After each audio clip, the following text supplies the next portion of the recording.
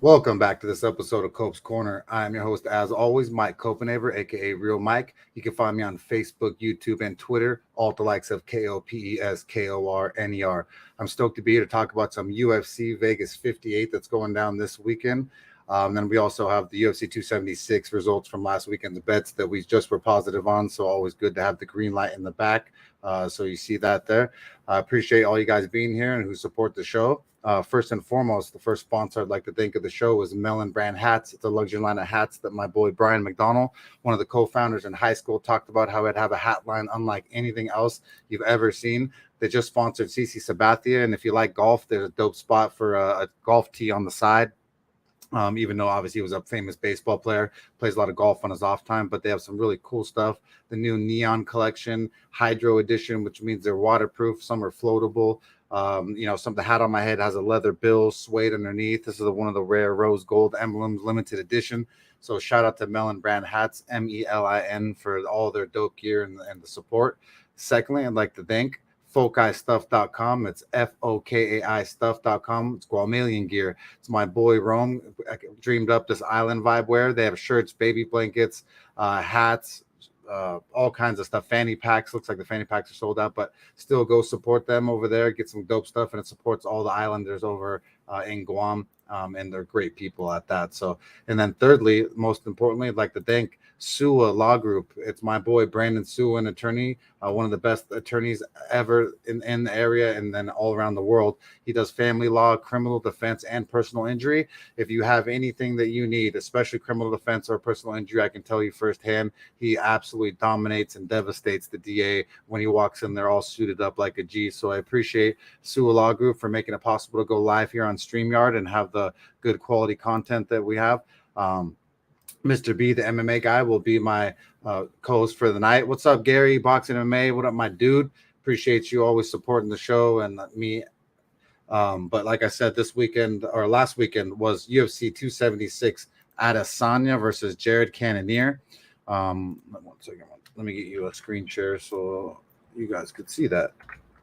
But I hope you're all having a great start to your weekend. I know it's Friday night and everyone's trying to get right, whether you grab a drink, grab a smoke, whatever you got to do. But I appreciate what you do and you being here. Last weekend's UFC 276 Adesanya versus Cannonier was one of those events where I was just happy to get out of the event with a little bit of positive money in our pockets.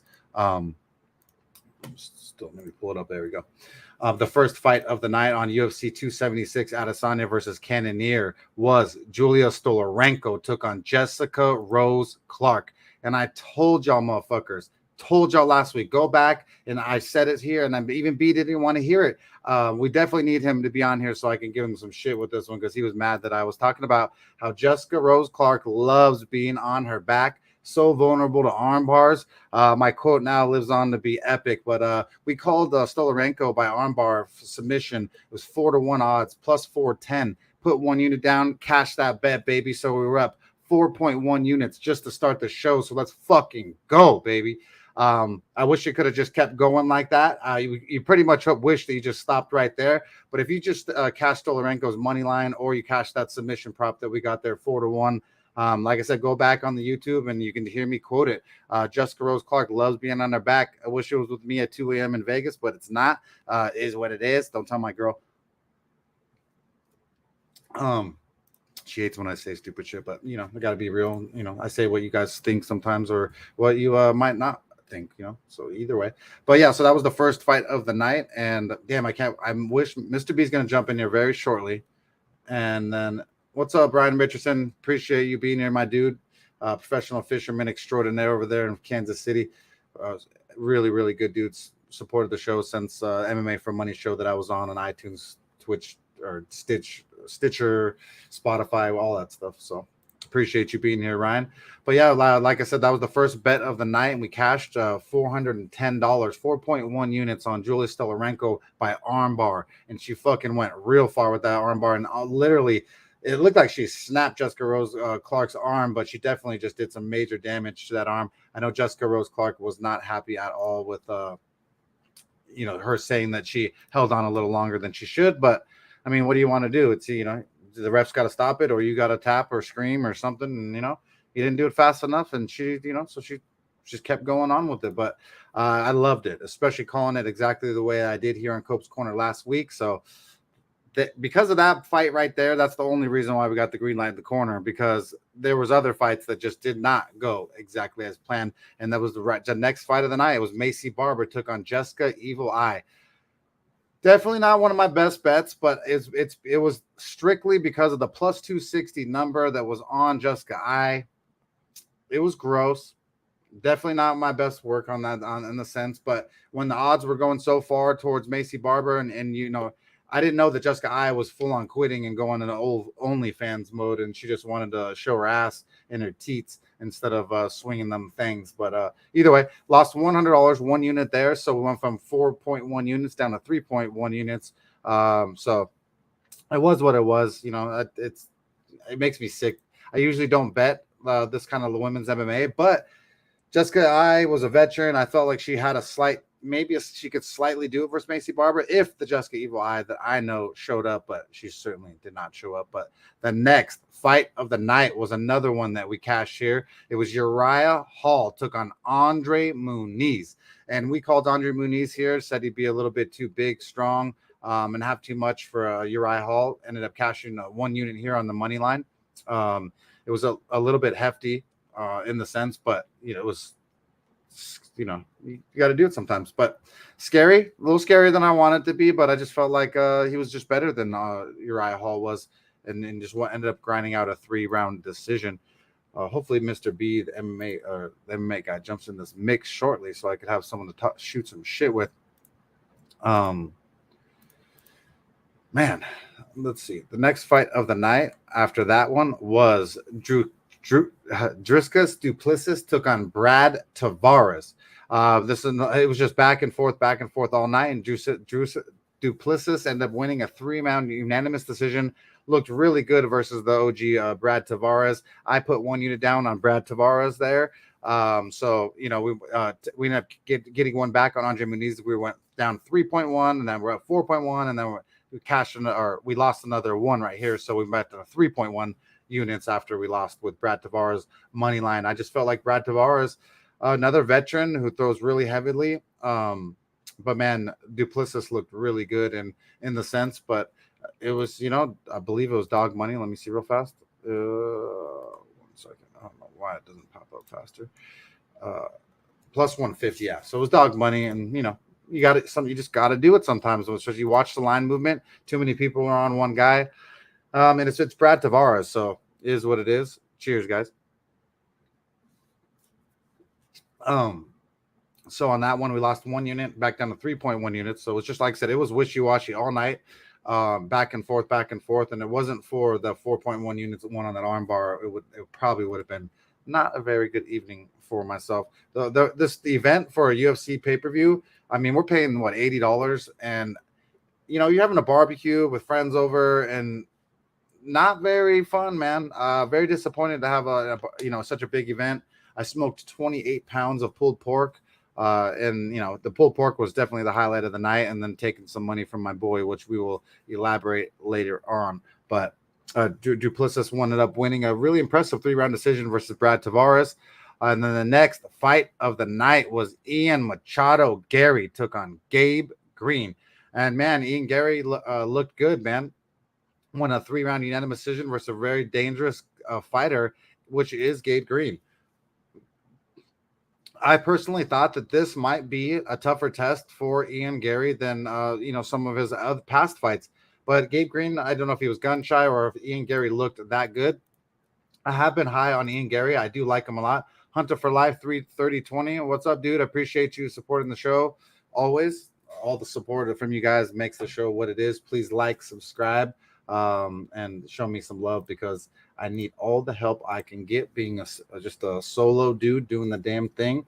There's no website that supports me, and there's no one really besides Sue Law Group. So if you're in 805 or Los Angeles, I want to hit up Sue Law Group over here. They will do you right, especially if you have a case against the criminal system. His dad was a former LAPD officer, and so he had a situation where when we were younger, he got caught with some greens, we'll say, right? Oh no, he got pulled over. and then the cops planted a ton of marijuana on this LAPD officer's son. And so my boy was that guy that they planted on. So when my boy's dad showed up, he's like, bro, like, dad, I always tell you when I fuck up, the MJ's not mine. Look at that weed. It's not good at all. If I was going to do something that it would be better quality, and thankfully they planted such bad quality, and that's actually what gave him the doubt that, like, he's like, you know what, I'm going to believe my son. So my boy ended up being going to court, ended up hating the crooked DAs and all the court system, in the sense, because not the good side of it, but the actual crooked side of it. So Brandon Sua, a badass triplet of Samoan family, a badass dude.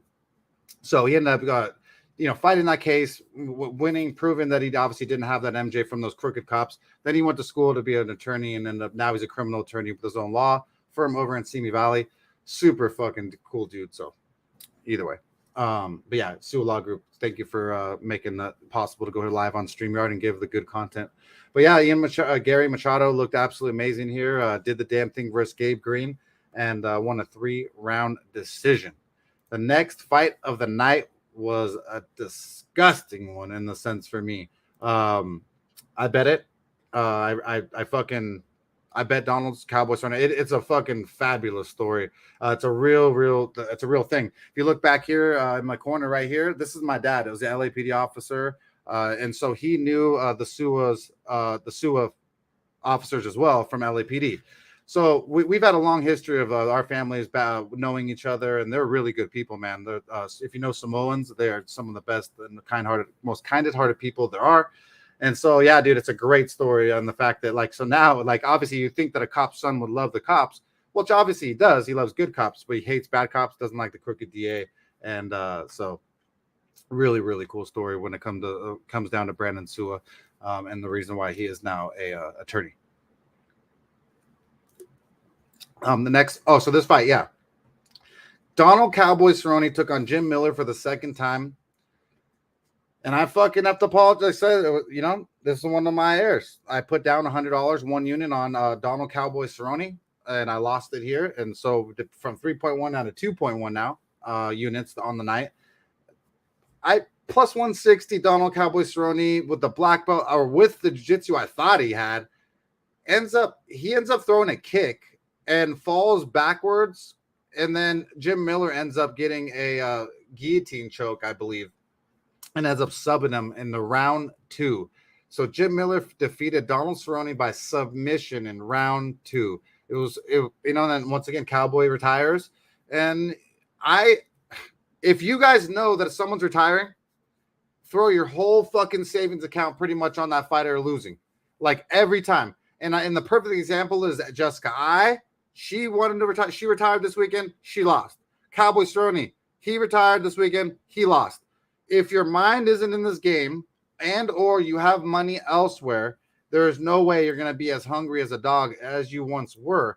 And so that's what you're seeing here, man. You're seeing these veterans like Donald Cowboy Cerrone. Like, this performance, in my eyes, wasn't that good. It is what it is. I lost the 1 unit on Cowboy Cerrone, but I wanted to see a better Cowboy Cerrone at the end of his career. But that's just me. So, but hopefully we just see him, like, coach fighters, coach young kids, and actually help them, come up in the rankings and stuff like that. But either way, 1 unit lost there, $100. We're down to 2.1 units now on this week's card. Like I said, that arm by Stolarenko was really, really helpful, because this was fucking. I didn't even throw out this many bets, but I just wanted to have some fun for this pay-per-view card, so we threw out way more than normal. 2 or 3 is about the number that I normally do. Oh shit, my man, Mr. B, the MMA guy in the house. How's my dude? Chilling, man. How you doing? I'm good, man. How's the family? Everybody's well. I told you earlier, everybody was all right. Now everybody's getting sick. My sister got sick. Your goddamn sister came home with the bug. And now my nephew here, he's sick. And I got a runny nose / stuffy nose. I'm all congested. But yeah. Don't be dying on me, bro. Oh God. No, I'm not. I'm not. Yes, Gary, Boxing MMA. Salute the Cowboy for a great career. Word. But B, you took a little bit to get here, so you missed out on the Jessica Rose Clark being on her back. Do you remember when I said that shit was gonna go down? Yes, you did. Yes, And you did. I know you didn't like how I said it, but Nah, but yeah, we it's a kind of it's a very good audio clip now. Very good audio clip there. But either way, I love you, B. I always appreciate you having you here. I know that even you were on Solorenko with me, correct? Yes, I was. Yeah. Okay. Cool. So Yes, either way, I know it wasn't one of the ones that we were against each other, but it was just one. Like Mr. B's face last week was epic. When you saw me talk about Jessica Rose Clark being on her back, B's face was like, he's like, oh shit. And I was like, damn. I was like, damn. I was like, yeah. I was like, damn. Like, because it is true, but how you said it was kind of like, damn. But yeah. Hey, when I like smoking weed, so I may be blunt, and that's just how it is, baby. So right. I just keep it real. What's up, Gary? A lot of people, obviously love me for it. Either hate me or love me. Man. But the only man above me gonna judge me. So either way, but I was just talking about how this card. Thank God for Stolarenko's armbar. We cashed for that arm. Remember that armbar for $410 plus 4.1 units. If we didn't hit that one, because I throw up more bets on this card than normal, but it was a big pay-per-view. We wanted to have some fun, and either way, we ended up slightly positive, but it was mostly because of that armbar, Yeah, the armbar scored big, man. First round armbar. Jesus, couldn't ask for a better result, man. No. I mean, dude, I mean, like I said, go back to my video last week if you want to laugh and listen to how I said it was going to happen, and then thank me for cashing the 4.1 units for you, because it's just that easy. What do I say? But the next fight of the night was Jalen Turner, our motherfucker, took on Brad Riddell. And there's another one we were right here on the show. We put down the money on Jalen motherfucker Turner to do the damn thing. And this is the one that I actually had him. I had him inside the distance, and it was at plus 115 for him inside the distance. I wanted that exactly for the reason that Jalen Turner defeated Brad Riddell via submission in round 1. A lot of people would have TKO KO, and that's where my mind was originally. But the submission was just in my eyes and in the sense. And man, cash that bet plus 1.15 units. Jalen Turner does the damn thing versus Brad Riddell, Humpy. Yep, smoked him. That's all I can say. Smoked him. Just like a blunt. Him. Like a blunt. There's nothing for you to add. Caught that man. That man tried to throw a leg kick. Jalen caught him with a punch. Caught him again. Got this guillotine. Submitted. Less than a minute, man. And Brad Riddell's striking is no joke, but dude, just Tarantula Turner is a word. Cool. And me and Mr. B, we were talking him up before he even got here. We had last couple fights or more. Yeah, we've cashed a couple bets on him, and that's why we threw down the inside the distance. So, Hunter says that was crazy. Riddell's tough. I thought he would have a time with him. I thought it'd be a lot more banging than what we saw, Hunter, to be honest. But that shit was amazing. And Gary Boxing MMA says Turner is so big for 155. Yeah, and that's exactly what I talk about often is that if you've ever rolled with someone jiu-jitsu wise, wrestling wise, and they have many inches on you, it is so fucking frustrating what a 6'1" guy can do to my 5'10" ass. Especially if they get lankier than I am. Even if I have technique and I've been rolling longer, sometimes that person that's bigger than me can just turn me over. There's these dudes that are like electricians or welders, and they got these fucking hands. Even like I got some good sized hands, but they're just big, dude, and they fucking turn you over, roll you over, and do what they want to do. And when you're, Brad Riddell versus Jalen Turner, the reach was not for Brad Riddell in favor of Brad Riddell. The jiu-jitsu wasn't the same, in the sense. So just a bad matchup for Brad Riddell in the sense, but obviously we love to hear on Cope's Corner to catch that bet. We love some Jalen Turner. So fucking can't wait to see what he turns into because he's still a young man, Humby. Yes, he is. Yes, okay. He is. The next fight of the night was the first fight of the pay-per-view that you all motherfuckers paid for or you illegally streamed. And shout out to you motherfuckers who illegally streamed that shit. I paid for the shit. And I wish I didn't because it wasn't that good. It wasn't fucking worth $80. And so when you get to the point where you're like, man, that wasn't that good, and I paid $80, and you're having a barbecue. I smoked 28 pounds of pulled pork. Pulled pork was definitely the highlight of the pay-per-view. We'll get into the other ones, but either way, this is the first fight on the pay-per-view was Pedro Munoz for Sean O'Malley. B, I'm gonna let you break this one down first or talk about it because it was. Well, folks, for what it was, we could talk about it.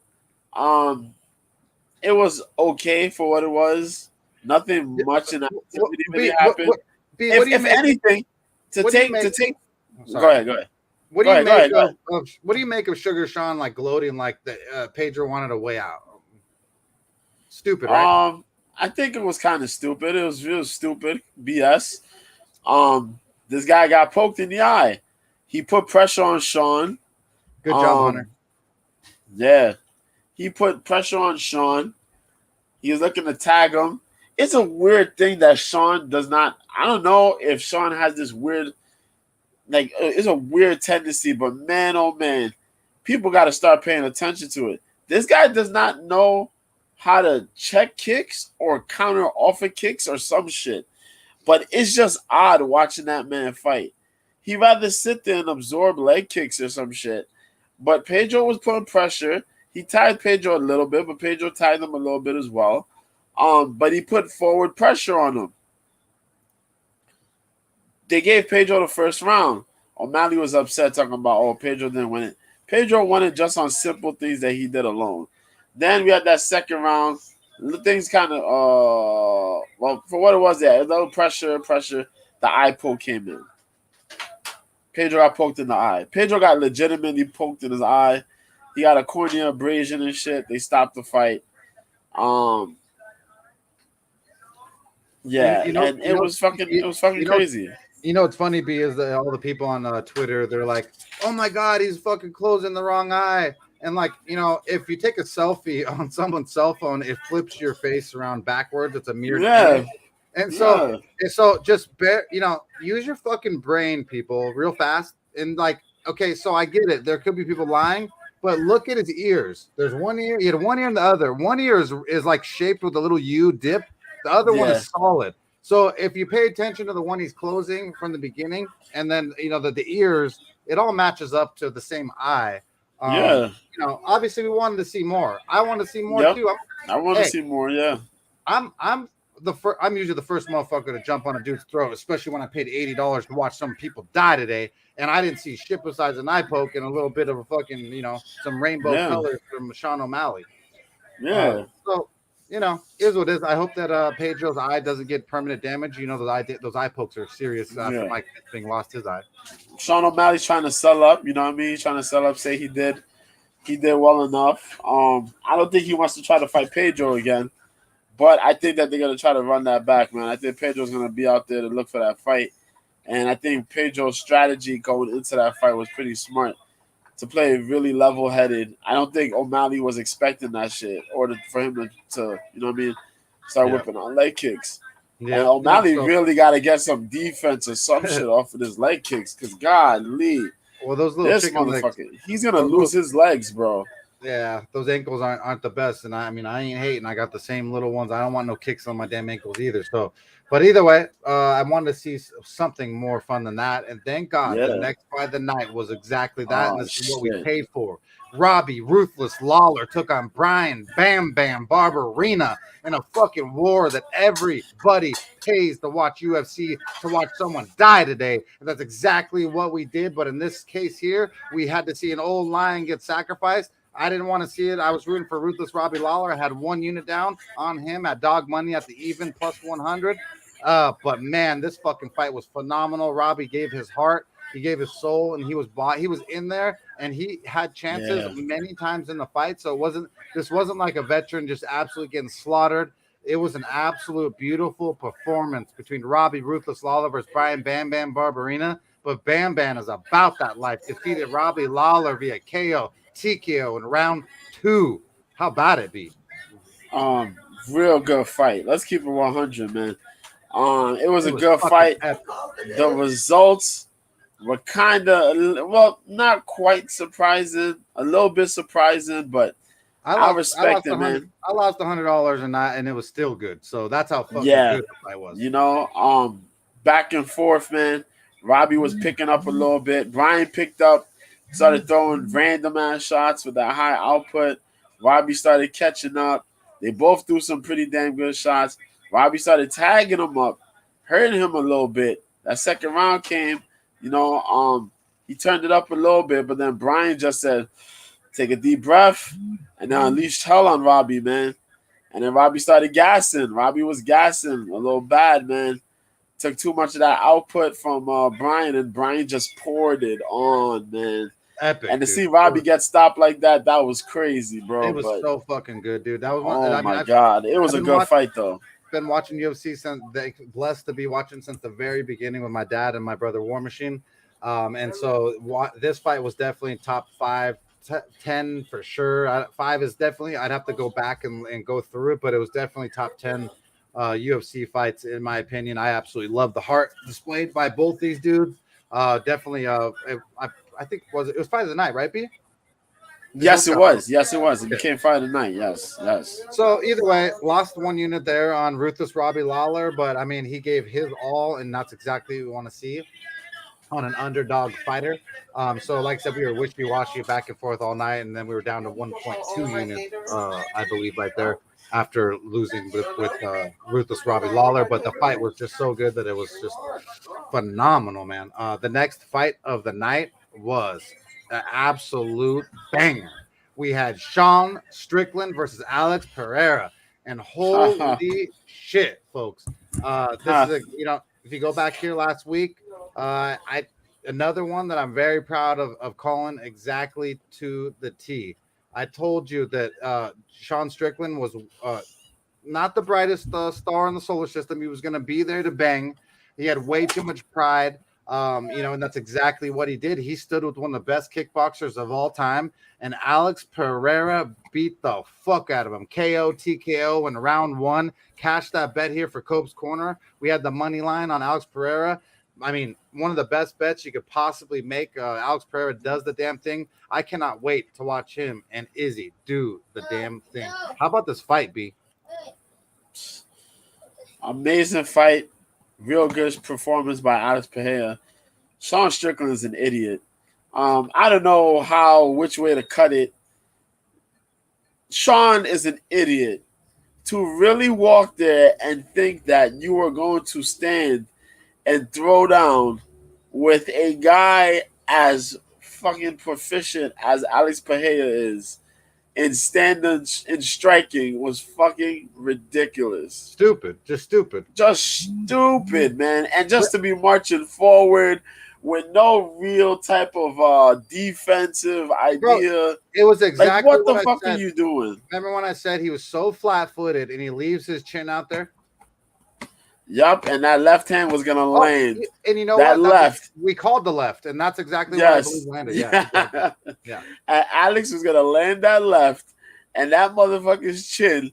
We didn't know if his chin would be able to hold against that left hand because he could train with all the heavyweights in the world and spar with those dudes. But that left hand is different. It hits different. Dude, and we got to see it. Y'all got to see it.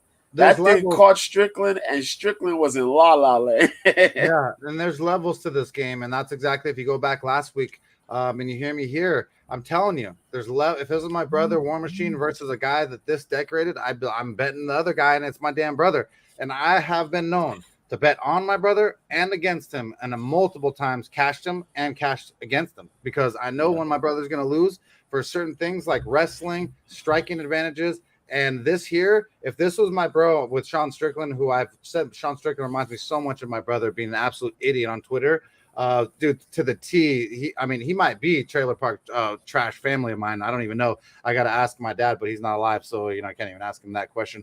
But Sean Strickland and my brother War Machine are 2 peas in a pod. They would have been best friends. And if my brother was taking on Alex Pereira, you're fucking done, kid. And so cash that bet here, plus $100 on the money line for Alex Pereira to do the damn thing. So man, dude, I can't wait to see what this guy does. Glover Yes, he Teixeira, did. he's real close with, and just seeing him, be able to roll and take up or soak up all the knowledge from Glover Teixeira, pretty phenomenal, man. So I can't wait to watch when he fights Izzy. Man, dude, because Izzy's fucking around. Obviously he reminds me of Dennis Rodman right now. Izzy does. He's parading around in a fucking wedding dress, painting his nails, fucking wearing fucking rainbow colors, doing all this fucking Skittles movement stuff, right? Which is fine. You want to do whatever you want to do. I get it. Seems very distracted from the real goal, and that's why we'll get to it and do it later. The fight was so fucking boring. It was probably one of the worst main events I've ever seen for a guy that I've talked up. I called Izzy the best striker in the UFC every show up until this point, in the sense of when he fights Alex Pereira, it's no longer going to be Izzy's the best striker I've ever seen in the octagon. So I like Alex because of his deadliness. I don't know if you guys saw it, but the necklace that he weighed in on was made of shark bones and a jaguar tooth. That's the type of motherfucker that I want to see go to murder a motherfucker, or some Aztec Mayan fucking ritualistic shit where they fucking sucking down the blood of the motherfucker. That's the gladiator that I want to see. So I'm Alex Pereira all day, especially with Izzy playing as many games as he is. Been hyped up on Izzy all the way up to this moment. Even called him to win the fight. But Alex Pereira is not going in there to fuck around. They're going in there to bang, to kill a motherfucker. And he seems phenomenal. So I probably elaborated a little too much on this fight, but either way, it was a W for Coach's Corner. Absolutely fabulous fight. For all the fights that went on, it was one of the good ones. I mean, the Lawler and then that fight was my favorite. The next fight of the night was something that I did not want to see. Alexander Volkanovski took on Max Bless Holloway for the third time. Trey Little, my boy Max Bless, 808 Express. That fucking that train never showed up to the fucking the station. I don't know. I didn't see any bitches. I saw no volume. I didn't see my boy at all. I don't know. He got split up, cut up, beat up, shut up, out volumed. Alexander Volkanovski looked fucking phenomenal in the fight. Fuck, man, I love Max so much. I hate even fucking saying that. But Alexander Volkanovski, you just gotta respect the dude. The dude just doing the damn thing. Lost 1 unit here on Max Holloway, plus 160. Like I said, back and forth all night. Was still willing to die with my boy Max Bless.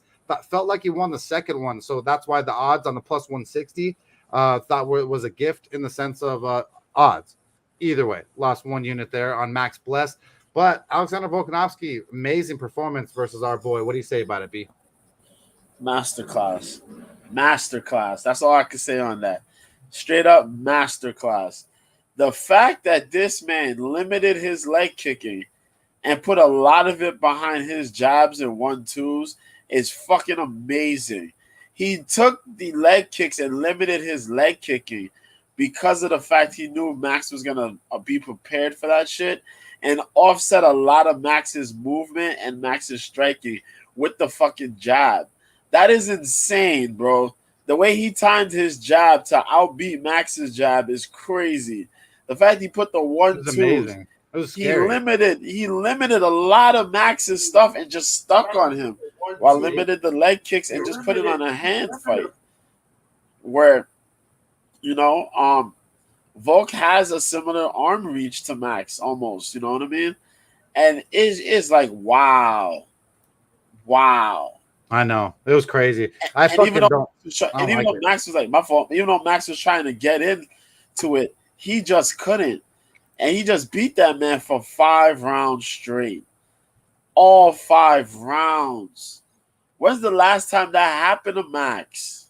Don't want to talk about it.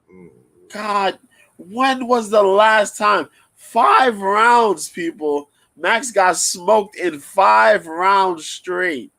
Mm-hmm. It was that's fucking insane, bro. It sucked so bad, man. Insane. I love me some Maxi, baby, and that shit hurt. I said, yo, this shit is crazy. This shit is unreal. It's a parallel universe shit. Like I never seen some shit like this before. Seriously. And it's like after this, like yo, props to Matt. I mean, props to Volkanovski. God, seriously, man. Shout out to Max or to Alexander Volkanovski for just settling the trilogy. There's no reason why I need to see any more. You are the king of that trilogy, and I hate to say it, but you got to be honest with yourself. And so lost one unit there. Like I said, back and forth all fucking night with these bets. But me and Mr. B, not only we call Stolarenko, not only did we, on Pereira, not were we on. What the fuck else were we on? What I say? Jalen Turner. We know so many good calls. The next fight of the night was Israel Adesanya, the style bender, took on Jared Cannonier. But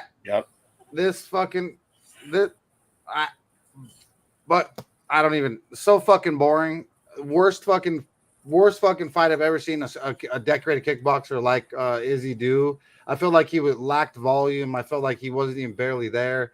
Cannonier was there to be hit in the sense. I know he's got a powerful punch and power at that, but I mean, Izzy to me is so much better than he displayed there. I don't know if and especially when you walk out to the Undertaker fucking shit. Yeah, I don't know if you guys saw that, but the Undertaker walkout was sick as fuck. But hey, and also 1 second, please like, subscribe, and fucking give us some love here on YouTube, on Twitter, and on Facebook. I really need it. Helps out the algorithm and for us for the show. Definitely profitable night. Fucking Gary MMA, so we can't hate there. And that's what all I care about is being in the green, so I could have the light in the corner for you guys because it's a free show. I do this all out of love. Mr. B does too, and hopefully one day we could get some even bigger sponsors and make a little bit of money to make even better content. Hopefully, then me and Mr. B could go to a UFC and then then talk about the UFC on the show. That would be a real cool thing. But Israel Adesanya beat Jared Cannonier 5-round decision, boringest, dumbest thing I've ever seen. I don't even know. I had one unit on Israel Adesanya inside the distance because he was a negative, I believe, 500, right? Negative 550. Didn't happen. So, but what do you say about this fight, B? Because it was so boring. For what it was hyped up to be, it was a downer. Yes, it was. It was a big downer. Though, in the history of people holding titles, though, we have had guys who have wowed us with their skills, and then we've had fights where it's just like, yeah, we know what's to be expected. But this one's a little mix. I expected Jared Cannonier to come a little bit more pressure, kind of try to blast this man and look to want to win this fight. You know what I mean? I wanted to see Izzy go in there with an exclamation point and finish Cannonier if it was possible. This was one of those strategic type of fights where some people don't want to like it, some people don't want to hear it, but your fight to retain, you don't want to lose the fight. You're not fighting to get to show off and be that guy. You're just going in there to win and just retain your title by trying to make little to no margins of error and just fight a complete fight. Unfortunately, that made this fight shit. Made it fight real shit. It made it really, really shitty. Let's be honest, folks. It made it crappy as hell. The Undertaker entrance was fire, but then you go out there, fucking decision, Jared Cannonier. Cannonier's there trying to wrestle a little bit and clinch. That didn't happen. Would have expected more elbows from Izzy in that clinch distance. Same with Cannonier. Couple more kicks. He had opportunities to throw some shots there that could have finished him, but he wanted to play it safe. Fair to him. He won the fight, but it was not one of those highlight moments that we expected. That kind of sucks. It's been like that for a little bit. Last finish he had as a champion was Paulo Costa, and man.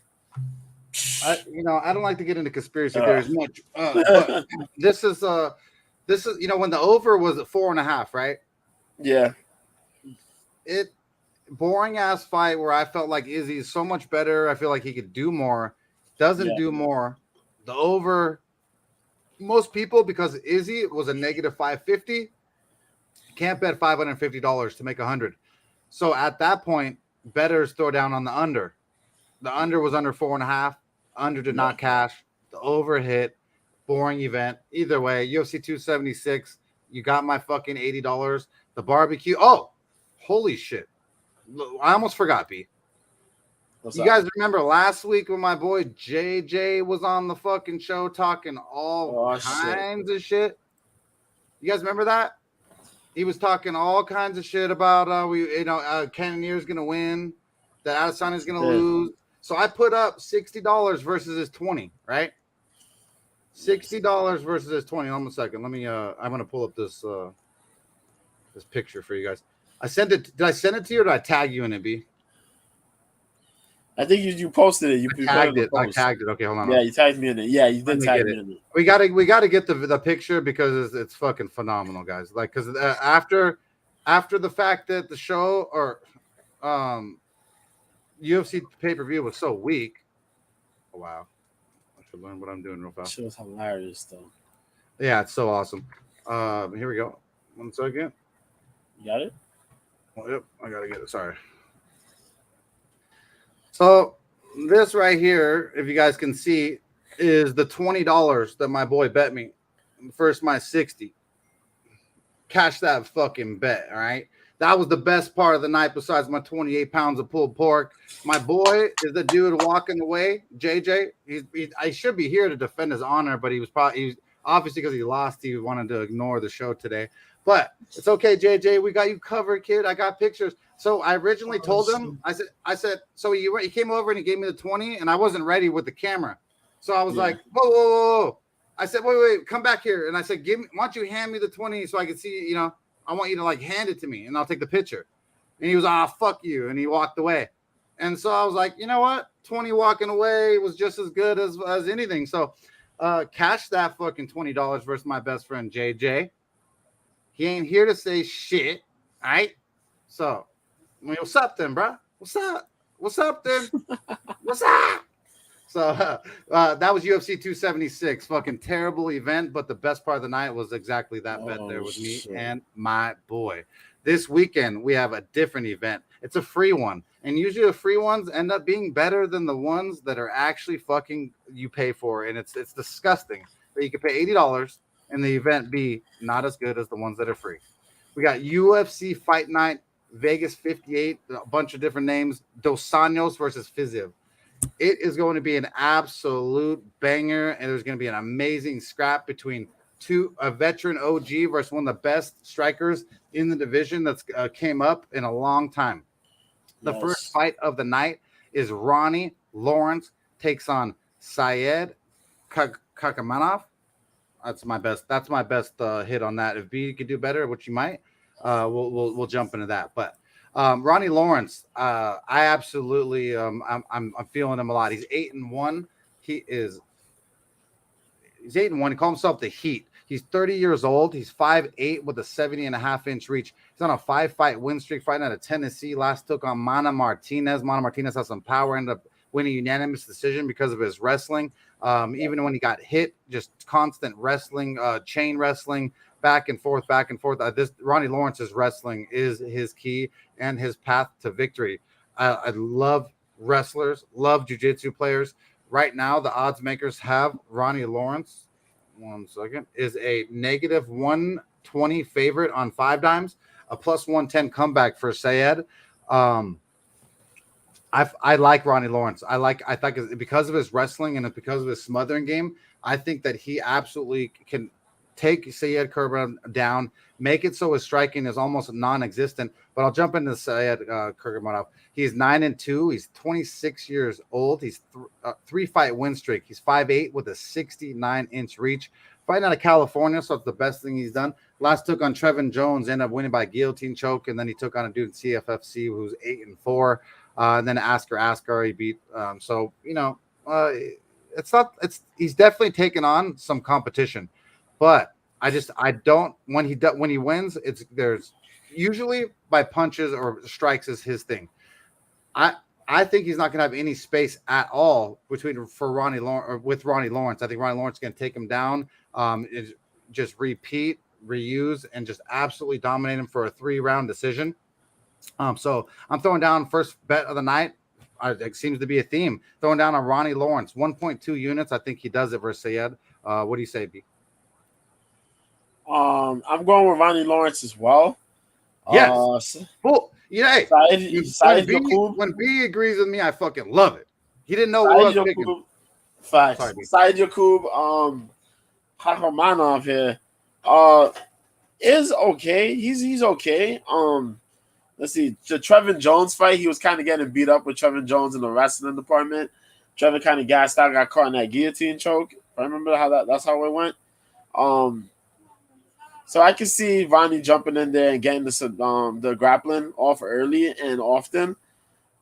Interesting thing, in this dude's Kakramanov's 2 losses, he lost by a guy by the name of Pep Vargas by KO by flying knee, but he also lost to Umar Nurmagomedov, unanimous decision.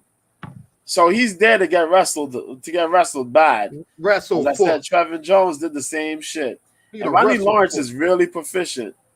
Not only will he wrestle, he'll wrestle and pummel. So I'm sticking with Ronnie Lawrence on this one. Ronnie's managed to take 2 strong rounds. If he fucks up in the third, he kind of fucks up in the third, but he's gonna still keep moving. So I think Ronnie's gonna do pretty good, man.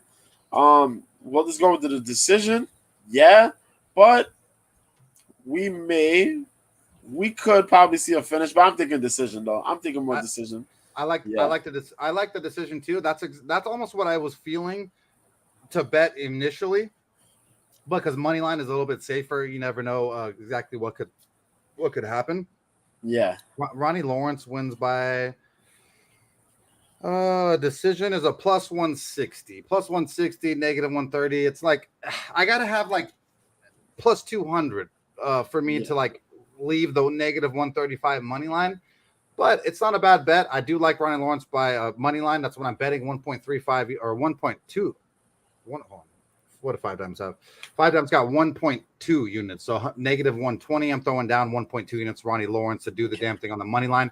But I really do believe by decision. And if B thinks that too, fucking cash that shit, baby, because we're gonna be here next week to do the damn thing. Next fight of the night, B. You can jump into first because it's gonna be some black crime. It's Kenny and Zekchu versus Carl Roberson.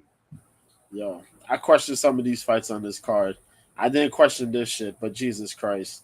We got the African Savage Kennedy and Zechuku, who's 9-3, man. Yes, the African Savage, 30 years old, 6'5" with an 83-inch reach, representing Imo State, Nigeria. Currently riding a 2-fight losing streak, affiliated with Fortis MMA, Alonzo Menefield.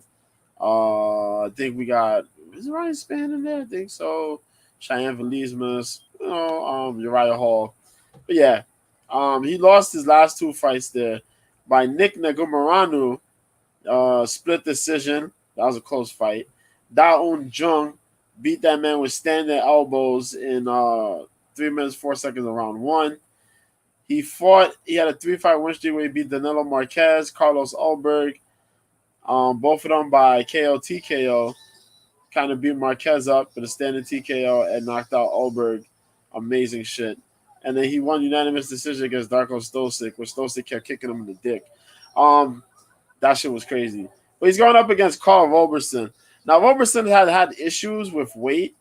If you remember, he was supposed to fight that dude, Marvin Vittori at 185.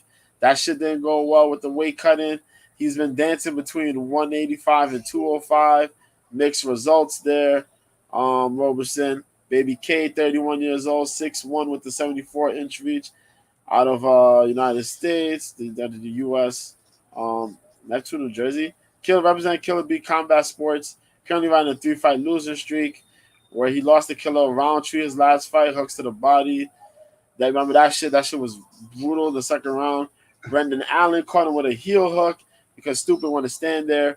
And Marvin Vittori beat him with a rear naked choke because that motherfucker didn't know how to stop a takedown.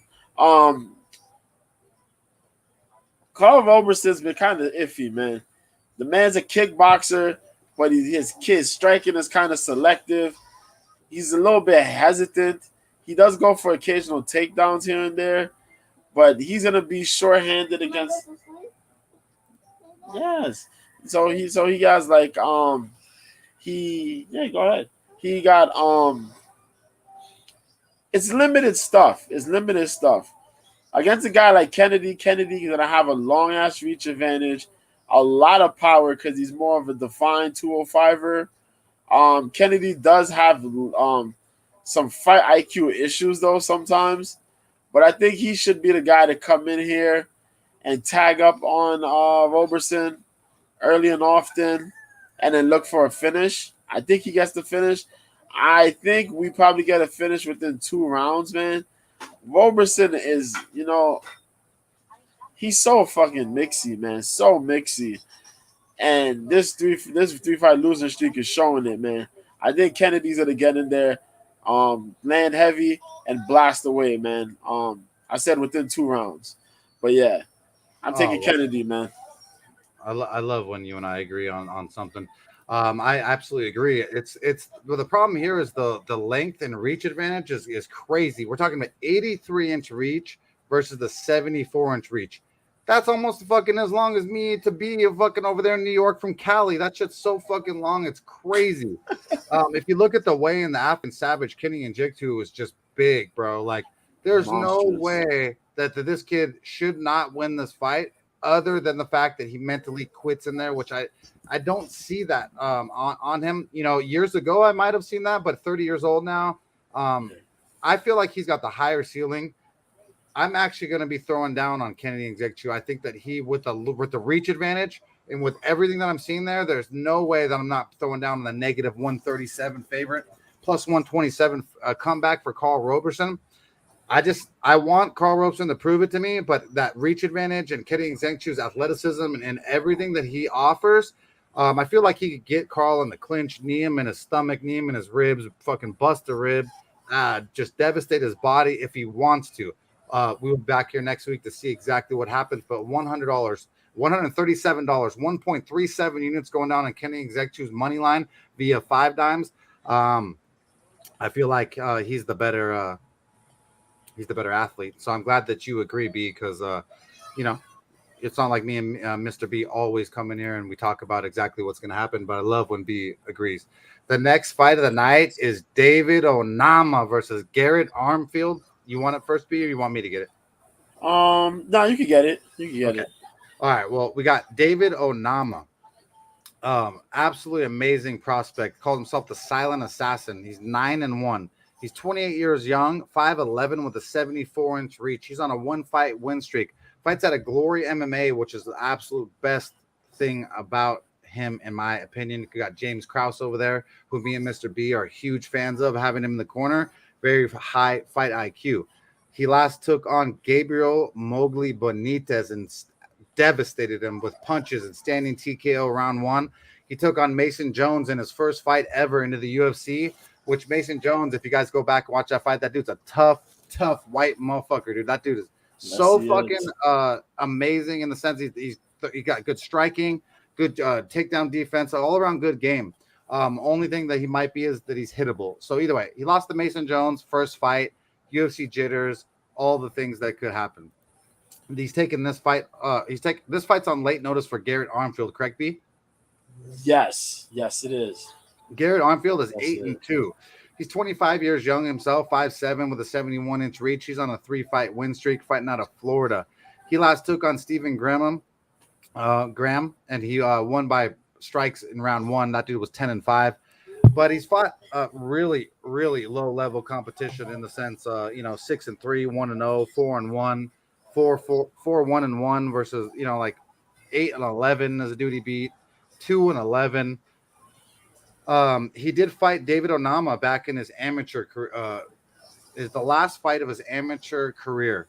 He lost this unanimous decision. David Onama has grown since then. So has this kid. This kid is not a bad fighter. Good, well-rounded fighter. Right now, the odds makers have Onama at a really hefty favorite, which is the thing that's a little crazy. Are you best fight odds? Are you for real on this? You don't have the odds on this?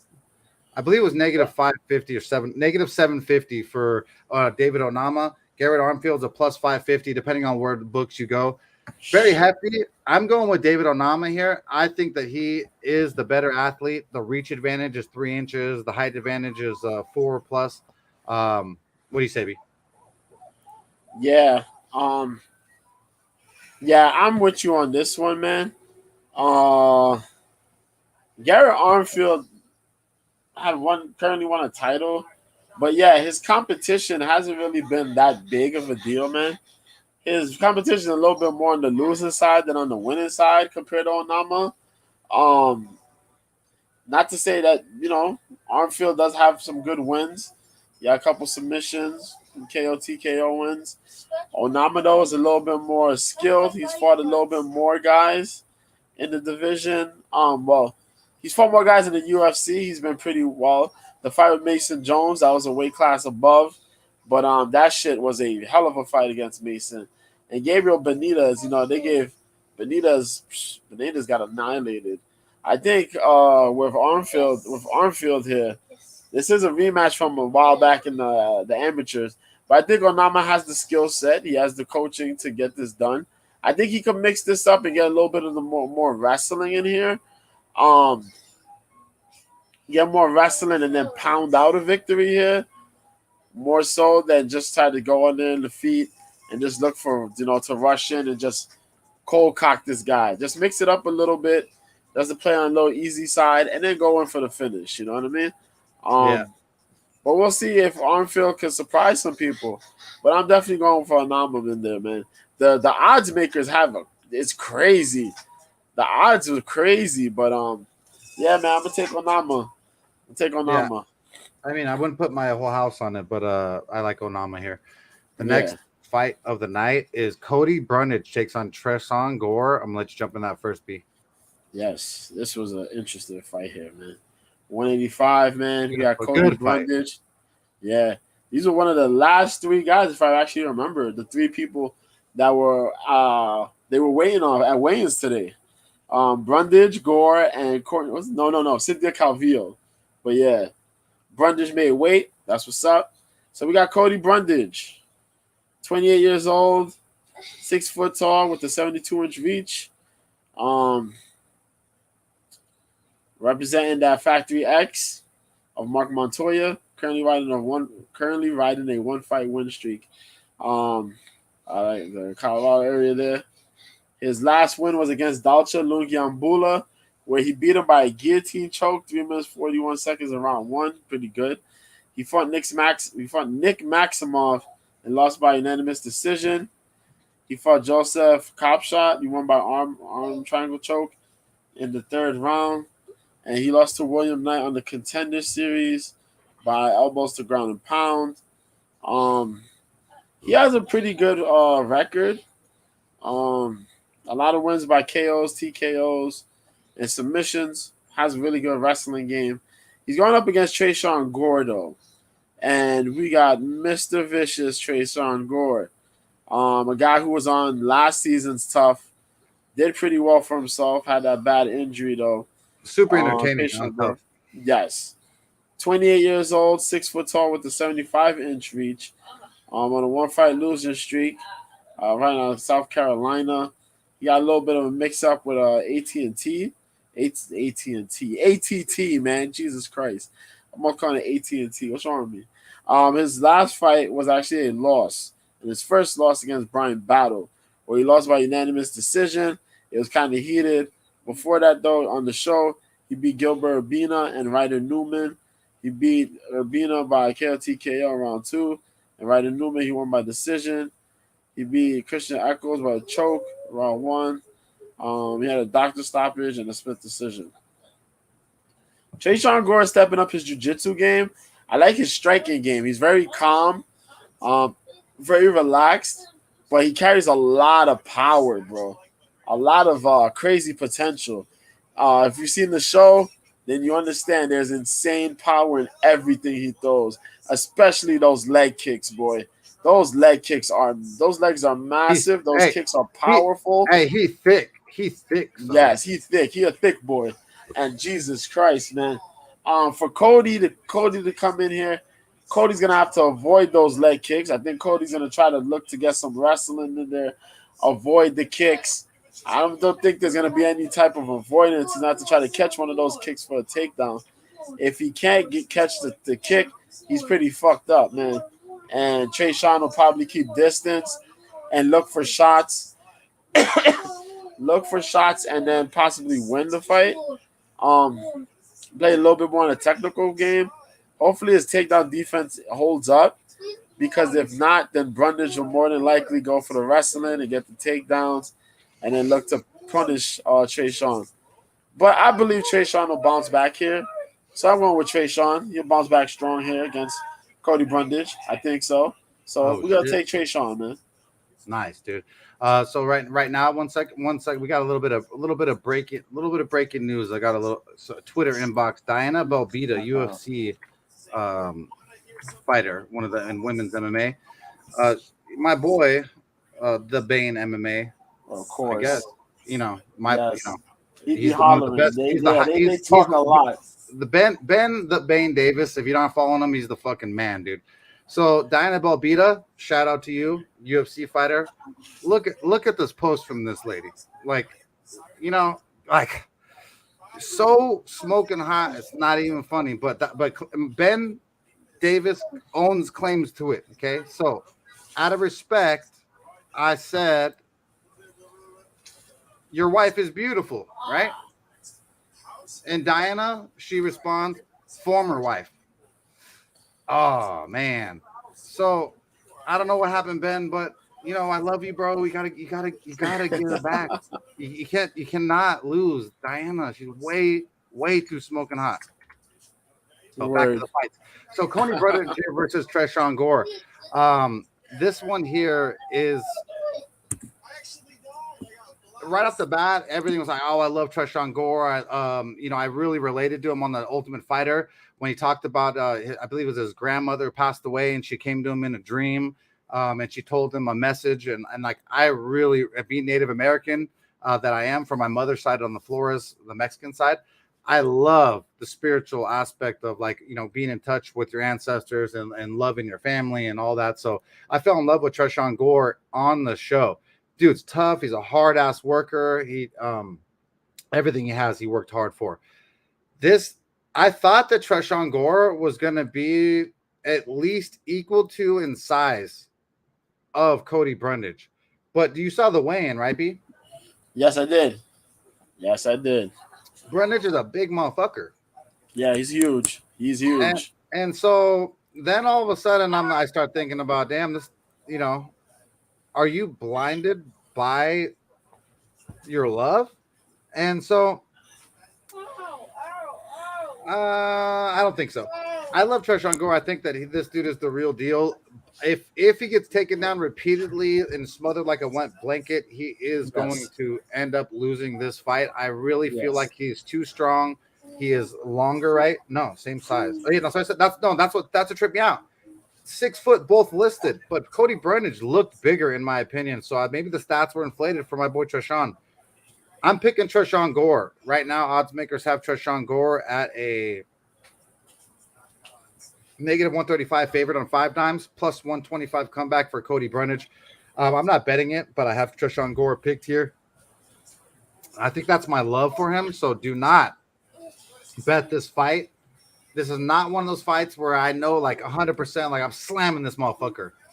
Yeah. I think my love for Treshawn might be blinding me just a little baby bit.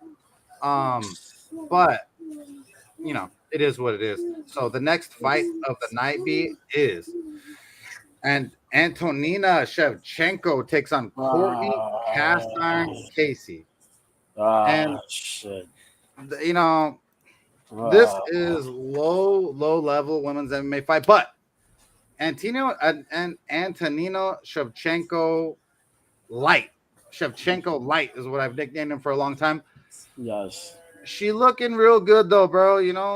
Like I don't know if it's the beer right now. I don't know if it's the weed. I don't know what it is, but I was just like, she was looking real good at the weigh-ins, The that has nothing to do with the fucking fights. I'm sorry, guys. She just was looking really good. So I just the pervert in me, bro. I'm sorry. I should be a better person, but I shit. try. It doesn't always work. I did a lot of work on the ambulance in Los Angeles, so I mean, there were some good things in life, but sometimes sometimes I get a little carried away. But Antonio Shevchenko, her striking obviously is the highest side of her. Jiu-jitsu, it's like, it's there. It's definitely, she's not a jiu-jitsu practitioner. Then we have Courtney Cast Iron Casey. Courtney Casey's been in the MMA and UFC for a long time. It's no secret that UFC really does not like her. She's a brown belt in BJJ, so automatically you'd be like, oh my God, she's going to take fucking Antonina Shevchenko down and she's going to sub her, Courtney Cast Iron's way better on jiu-jitsu. Fights always end up on the ground. Like you can make all kinds of things. Courtney Cast Iron Casey likes to be on her back almost as much as Jessica Rose Clark likes to be on her goddamn back. And, I was right last week. I hope I'm right this week so I can talk more shit next week. Right now, the odds makers have Courtney Casey at a plus 152 favorite, negative 162 favorite for Antonio Shevchenko. Shevchenko opened up at a negative 160, so it's about right. It's not gotten steamed each way. Odds makers think of Shevchenko as a slight favorite. I agree. I think I like Shevchenko striking better. I think working with her sister that she's better. She has more coaches, better access to training. I'm just not a big Courtney Cast Iron Casey fan. I feel like she's kind of mentally just, has glitches. Yeah, if this wasn't such shitty MMA, I'd probably bet Shevchenko, but I would never do that to my fans because I like to win money. But I'm going Shevchenko light here. What are you going, B? I hate this fight. I hate it a lot. I hate it. I'm sorry. I didn't make it. This is one of the two fights I actually questioned on this card. I asked myself what is life and why they made this fight. Hey, go back to the old UFC's first UFC 50s, and then there's not one fucking fight like this bad, all right? This shit is crazy. All I can say about this shit is that I don't know if they want Anthony to get back on the winning side of things. They want to give Casey a chance here. Like, what is going on? Man, no disrespect though. My perverted side automatically thinks about did Antonina Shevchenko did her and Dana White hook up? Because is this what's happening? Are they favoring her and giving her a little volleyball throw for a little, for a couple of little ducksies? I don't know, God, this guy. I'm sorry, I gotta say it. All jokes. Well, hey, you saw Vince McMahon. You saw Vince McMahon. He just paid. All right, we're not gonna talk about that. We're gonna leave that alone. I don't want to touch that with a 40-foot pole. We're gonna leave that alone. Well, I'll touch it. That man's crazy. That shit is crazy. I can't blame him. If I was that rich, man's wild. It's like Tiger Woods. What it is, it's like Tiger Woods. You know what I mean? Oh shit. Tiger. Man. Casey's fought a list of who's who though, with this strawweight and now flyweight. She's fought a damn good list of who's who in that division. I give her credit for that. But either sometimes she's fighting and she loses some of these fights easy. Fight IQ goes out the window. Same thing with Antonina where she's fighting the fights, and sometimes IQ goes right out the fucking window. And we kind of compare her, think she's her sister, and kind of forget she is not her sister. You know what I mean? This is one of those fights where I don't want to gamble. I would not bet on. This is what my boy Clint on the Die Hard podcast MMA refers to as fireball and popcorn. Go get your drink. Go get your popcorn. This is not a fight to bet on. You can go pick up your friend if he's drunk. Don't worry about it. Yeah, but this shit could go either way, seriously, because Antonina does have the striking acumen. She can make this a nasty stand-up fight with her stand-up skills and her clinch work. But if Courtney Casey manages to pay attention and use those clinch advantages to get a takedown, where she's able to get a takedown. If she was to use a takedown, she could get that shit. Or, try to actually use her reach and put some uppercuts on her and try to use the front kick, the push kicks and shit like that. But we don't really, or work behind the damn jab. Jesus. But I don't know. As far as these performances between these two go, I really am like, it could go either way. It could go either way. I don't really have a pick. I'm gonna be honest. I don't have a pick. It's It's that shaky. It's that shaky for you gotta fucking pick one so I can talk shit to you. All right, if I gotta go for a pick, yeah, who you picking? Gun to your head. Gun to your head. You don't get pussy for 5 years. Pick one. Oh shit! Job on the line and shit. Yeah, dick We on gonna the see. We gonna see. We gonna take just to get laughed at, just for humor purposes. Oh no! Don't do it. I'm gonna. No. I'm gonna take. I'm gonna take. I'm gonna take. Yeah, I'm gonna take Antonina, man. That's what I like to see. I'm gonna take Antonina, man. Bro, I want to say cast iron, but I'm gonna say Antonina. How haven't we disagreed once so far? This shit's crazy. Yeah, I'm gonna take Antonina, man. The next fight. I'm sorry, cast iron. The next fight of the night is Amin Zahabi takes on Ricky Tarisho. Oh shit! I'll let you jump in this first beat. I'm gonna go use the bathroom to be. Okay, cool. Frig, let's go, man. Amin Zahabi versus Ricky Tercios at freaking bantamweight. Let's go, folks. We got Amin Zahabi, the young brother of Faraz Zahabi, head coach at TriStar Gym in Canada there. 8'2" is the young Zahabi, 34 years old, 5'8" with the 68-inch reach out of Laval, Quebec, Canada. Currently riding a 1-fight win streak. Where he beat Draco Rodriguez with the overhand right, 3 minutes 5 seconds in a round 1 in February of last year. He had a 2-fight losing streak before that, where he lost to Vince Morales by unanimous decision, which that shit was weird. And he lost to Ricardo Ramos by spinning back elbow. Yes, the same spinning back elbow that knocked out Chavez just a little while ago. Jesus Christ, that was back in 2017. He beat a couple guys. He beat Reginaldo Vieira by unanimous decision. Then he fought some guys in the regional circuit. You know what I mean? Got a couple wins by KO, TKO, some submissions. Zahabi's pretty good, man. Good kickboxing skills. Of course, the Canadians love their striking. He has some good jiu-jitsu going on as well. He got really good power, good counter ability, but he doesn't fight often, man. We haven't seen this guy fight in over a year, and then he takes crazy breaks in between, man. Because I don't know, man, if this motherfucker is trying to get us a real legit job or some shit, but he takes a lot of time off in between fights, a lot of time. Shit, that's like the last fight he had between his last fight, and now it's like a year and a half. God damn. You know what I mean? Almost a year and a half. So the shit is kind of crazy. But he's going up against Ricky Tercios, man. Pretty Ricky Tercios that won the finale of Tough, that Volkanovski Ortega. Tough 29, was it? Yeah. Age 29 years old. Haha, that's funny. 5'9" with the 72-inch reach. Born out of Houston. Currently riding a 4-fight win streak.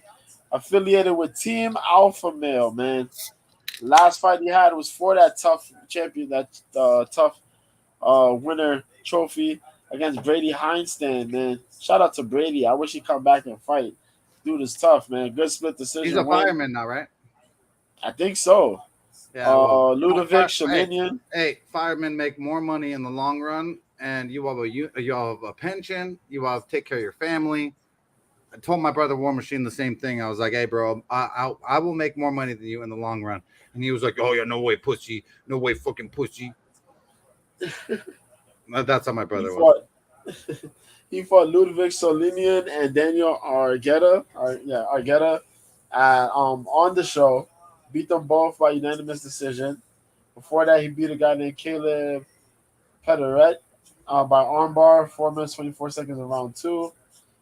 His only 2 losses come from Mano Martinez, where Mano beat him by KO, and Boston Salmon, where he lost by unanimous decision. This is going to be a crazy ass fight because of the pace. Ayman Zahabi has a really good pace, but his fight IQ is kind of suspect, man.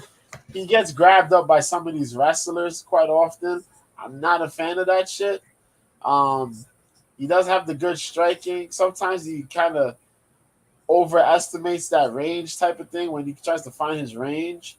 But I say also that time off in between fights is detrimental, man. But sometimes, you have good steam and you take time off, you lose that momentum. And you're going up against a guy like Ricky, where Ricky's going to come out guns blazing. I consider him like a bantamweight Tony Ferguson, where he's going to come out with random awkward shit. The pace is awkward. He's going to keep trying to shoot for these constant-ass takedowns. The striking is random as fuck. He has a pretty good chin. His cardio's off the chain.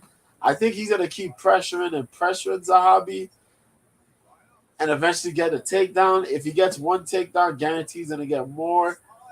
And Zahabi's going to have to try to sharpshoot and play the precision game, the long game with this guy. If not, Ricky's going to fucking cardio him out his shoes and get a fucking good either submission win or a decision win. This has potential to be a really close fight. But I'm going to go and lean with Ricky, man. I think Ricky may get it done here. Yeah, I agree, man. I love Ricky Tarishos. I call him the Mr. Hadouken himself. His antics and everything is a lot of fun. I've not been that high on Zahabi. Yes, he's a good coach. Yes, his brother is a famous coach and all that and whatnot. But, that's about all. I wouldn't be, there's a chance that Zahabi could get him on the floor and then out experience him in a way. But I really don't feel it. I'm like Ricky Tarishos all day here. Right now, the odds makers have Ricky at a negative 185 on 5 dimes plus 170 comeback for Ayman Zahabi. I have to pick Ricky Tarishos here. I just feel like he's the better athlete, way more fun, way more ceiling. Yeah. And at that ends the prelims. The first fight on the main card is Mike killing me over here. Motherfucking Johnson takes on Jamie Malarkey. Oh shit! JJ in the house, my fucking boy. The picture I showed you earlier, my boy handed me that two $10 bills. My boy in the house. Appreciate you being here, my dude. Sorry you had to lose the hard way on Cannoneer, but that main event sucked balls. Yeah, Mr. B doesn't curse very much, so the good catch. That's crazy. I didn't even catch that. So his grandma would have whooped his ass, boy. But I appreciate you being here, my boy JJ, one of the best baseball players ever to come out of Simi Valley, Cali. He says Cannoneer is terrible. The whole fight was terrible. We already got into that, but yeah, this fight here we're talking is Michael Johnson takes on Jamie Malarkey, and I don't like fucking Jamie Malarkey's face. I'm sorry. I know you shouldn't judge people. I know that's not like things you should do, but I just his face is fucking ugly. He's hittable. I don't like him at all. Did you? So look, I'm gonna show you guys right now. One second. I'm pulling up. One second. I gotta pull this up first. Gotta make sure I don't lose this for you guys. Control C. I want you guys to see Sean Malarkey on this fight and tell me Jamie Malarkey and tell me you want to bet on him. Now, not only does he wear his shit backwards like Marvin Vittori, look at this idiot. Look at this idiot. What the fuck are you doing? I don't. And his shorts are backwards, folks. His fucking shorts. They're backwards. It's not that fucking difficult in life to see what's the front and the back of the shorts. It's no one's fault but the absolute fight. It shows you the IQ of some of these guys. It's absolutely ridiculous. it's not. I saw this video right away and didn't even notice the shorts. I noticed his movements and I was like, "What the fuck is this idiot doing?" Like, I don't even. It makes me fucking sick to my stomach. It looks like Ronda Rousey shadowboxing with backward shorts. So that's Jamie Malarkey who's fighting this weekend, folks. So that's what you get. Now, obviously not a big fan. I don't even know what to do here. My the veteran Michael Johnson, who's got really, really clean boxing, 20-17. Benya was some of the best of them. Almost 9 years older, almost 10 years older. He's got the same reach. He's a little bit shorter, but Michael Johnson's left hand is magic when he actually wants to land it. I really just don't feel like Malarkey is about that life. I might be wrong here. I think it could be the hate in me, because I'm going to be honest. I fucking hate his face. I don't like his face. I normally don't say that. It's disgusting, despicable. This dude gets zero putty in life. Like, it's so gross, bro. Like, I don't even know why it irks me so bad. So that's why I can't bet it, because I would normally bet this fight, but I can't let my emotions get the best of me. I feel like Michael Johnson is being disrespected. Right now, the odds makers are Michael Johnson at a plus 195 underdog, negative 215 for Jamie Malarkey. Malarkey opened up as a fucking underdog, plus 130. Been steamed. Dollars, not cents, not 50 cent, like 50 cent from New York, where my boy B's from. I'm talking about dollars that make you holler, all right? Like 195. Let me know you're alive type dollars. So $1, 95-cent line movement, plus 130 to negative 235 comeback. You got to be a fucking fool to tell me that you're going to bet this now. It's Friday. It's late. A lot of the big bets don't happen till Saturday, when the big odds maker or the big guys can actually fire big time. So the big odds movements happen. But I just can't do it. I go dog or pass here. I got to go Michael Johnson, the OG. I'm not betting it because of my pure hate for the face of Jamie Malarkey. What do you say, B? The fact you open this shit up by saying you hate his face is crazy. I fucking hate his face. I rarely say it's ugly. This is a good fight, man. Oh, great fight. It's a really great fight. This is going to be a slugfest between these two. Malarkey could throw some hands, man. And Malarkey has a face for punishment. I like this one against one. This is why we have Mr. B here, because if I drink too much alcohol and I don't like this dude's face, Mr. B will give you a better breakdown. When you have a dude like Malarkey, when Malarkey lost to Jalen Turner, that was a good fight. And Malarkey had his opportunities in that fight where he kind of rocked Jalen, man. But Jalen managed to come back in the second round. Oh my God, B! Did you see what my best friend said? I don't even know if he heard me say that. J.R. Gomez, my motherfucker. We've been friends since we were fucking like 9 years old. See me youth baseball. You know how we do it with the best in the West. Now, gotta go with Michael Johnson just because Malarkey's face is so bad. I mean, two fucking pimps fucking from the 805. You can keep going, B. Hey, just want you to say, even though he lost to Jalen Turner, he did stop Devontae Smith and he did stop Conor Worthy. Now, we don't know what the hell happened to Conor Worthy, but Devontae Smith, another dude who's pretty big at 155 with reach, he put that guy away. I love Malarkey's ability to take shots and dish it right back. Keeps that forward pressure a little bit. He moves a little bit flat-footed, a little bit light, depending on when he wants to throw those power shots. But you're going up against an OG like Michael Johnson. And I know Michael Johnson has a mixy career of wins and losses.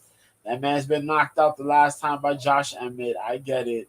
Yeah, that submission loss to Thiago Moises. Josh Emmett's power is crazy, though, bro. Yeah. That was at 145. But yeah. Hey, B, lean forward just a hair. Oh, sure. Nothing's and freaking, Moises calling by submission. But Malarkey's not really a submission guy. He's going to come in and try to blast away, try to box with Michael Johnson. And I think Michael Johnson's going to be able to handle himself pretty well here. I'm looking for the Johnson of old to show up again. Tag up on Malarkey. Set up for that left hand. Throw that left hand a couple times. Throw a couple little baits and shit. So this man could jump in there and try to do something crazy. And Michael Johnson can get the finish. Johnson's durable. Johnson got enough experience to go 2-3 rounds with damn near anybody. Sometimes he fucks up, but for the most part, I think that he'll be able to handle himself and he can get this win. I think he can even escape by Malarkey on a decision if he just turns up to that level. I swear to God, if Michael Johnson retires after this fight and we don't know that, I'm gonna be pissed. Yeah, I'll be pissed too, man. But I'm riding with Michael Johnson into this one, man. Johnson to the sunset, man. Bro, how are you agreeing? Retire, but how are we agreeing on everyone? It's either you guys need to parlay this shit because usually me and Mr. B agree. We dominate and devastate and fucking and I don't even want to say. I'll say pillage because I don't want to say the other R word. But we fucking do the damn thing. And like I said, for a free show, please like, subscribe, and fucking help us out on Facebook, YouTube, and Twitter because it helps me and Mr. B a lot, especially for us doing the damn thing by ourselves. We produce it on our lonesome. There's nobody backing us like a lot of big hitters do on StreamYard besides Sue Law Group. So if you guys get in trouble, you guys got too much marijuana on you, call Sue Law Group. Brandon Sue, an attorney in Simi Valley, California, Ventura County, Los Angeles County. He'll even travel to Vegas. Don't even matter. The best on the West. You know how we do. So it's crazy, though, B, that you agree there on this fight because that's a weird one there. You know what I mean? Yeah. It's a very weird fight, but I believe in Michael Johnson. If we agree on this next one, guys got to parlay this shit because we're cashing fucking bets, baby. Cynthia Calvillo versus Nina Nunez is going on. I'm going to let you jump into the first beat before I disrespect. All right, man. Cynthia Calvillo. Nina Nunez, the former Nina Ansaroff, now Nina Nunez, at 125 pounds. This is a flyweight fight. Take this into consideration, people. Nina Nunez looks ripped AF. This shit is crazy. Well, let's get into it, man. Whoa. First off, we got Cynthia Calvillo. No. I got to stop you right here. What's up? Let's not get too hyphy on the rip stuff, okay? Because, muscles don't mean a lot. You know that, B, right?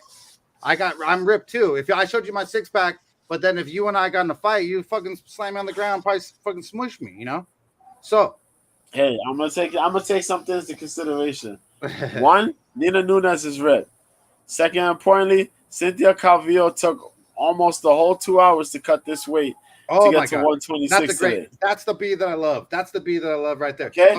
Either way, the only reason I interrupted you is because of this. Cynthia did look good. Cynthia did look good at weigh-ins. Okay, she looked good. She had the thing showing. Things were thinging. But she was there last minute to cut that weight. Got to 126. Which is a mental kind of weakness in my opinion, because you're ready early, right, B? Yep. And Nina was ready. I agree. But the only reason I interrupted you, B, and I'm very sorry. I know that I do that sometimes. It's okay. It's okay. It's because everyone's on this Nina Nunez train. She's ripped. She's this. She's that. I get it. She does look very, very good for a girl that has had a baby, all right?